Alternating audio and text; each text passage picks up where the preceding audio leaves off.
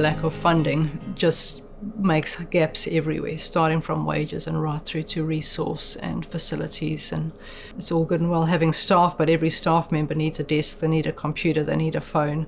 Attached to every staff member there is operational costs. It's not just a matter of paying that staff a livable wage, but each one attracts a certain amount of operational expenditure from us as well. So we're stretching the funding to service way more people than what we're funded for. So the impact of that is staff are not getting paid what they really should be getting paid.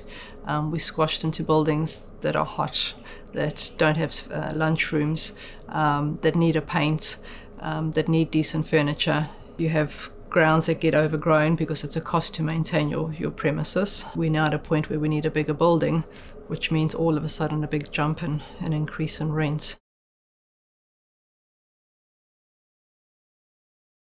So the agency that I'm in, I'm aware that over probably 4 years prior to my arrival, there wasn't any annual increase for the staff. If you haven't increased your staff's wages the last 4 years, you're 4 years behind the rest of the sector. So when you're going to recruit somebody that's coming from the sector that is sitting here because they've kept afloat with CPI and you've paid your staff no increase, what you're offering this person coming in from another space in the market is way lower because you haven't increased your own team's wages over 4 years, so you're that much behind the sector. The inequity is difficult because it makes it difficult to attract staff, and typically if you do attract staff, you may not retain them once they have got enough experience in the sector, because then they snapped up our statutory agencies. They pay a lot more than we're paying.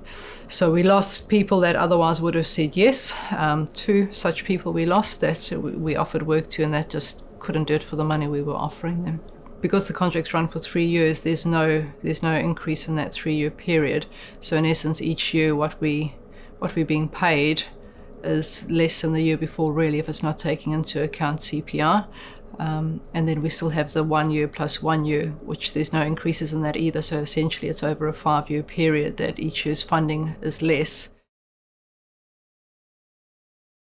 What it does impact is on demand of my practice leader and myself in terms of much more time onboarding, much more time and bringing up to speed, lots more time sitting in with, co-facilitating with, and with our agency being a specialist.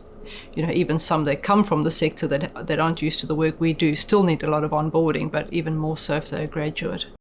We're continually looking for other income streams, other funding spaces, which have become harder post-COVID. So the whole time your mind as a manager is thinking, where else can I be securing income? And also the way that contracts are set up, you typically over-deliver on all of your contracts because the demand exceeds what we're getting funded for. So you might be funded for 153 people was one of our contracts for the year. We delivered close to 700 on that contract. The rest is on us. Our clients are being seen 3 to 4 weeks out from receipt of referral, which is less than ideal. But the staff are booked up day in and day out. That is when we can only get to them. So we need to bring on more staff to reduce the time between referral and engagement.